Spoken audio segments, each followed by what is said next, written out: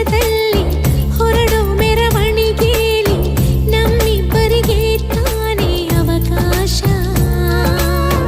ಈ ಪ್ರೀತಿಯ ಪುಟದಲ್ಲಿ ಬರೆಯೋ ಬರವಣಿಗೆಯಲ್ಲಿ ನಮ್ಮಿಬ್ಬರದೇ ತಾನೇ ಇತಿಹಾಸ. ಪ್ರೀತಿ ಎಂದರೆ ಹೀಗೇನೆ, ಕಾಲ ಎನ್ನುವ ಕಾಲನೇ ಬಿಟ್ಟು ಬಾಳುವುದು ಗೊತ್ತೇನೆ, ಲೋಕ ಎನ್ನುವ ಲೋಕನೇ.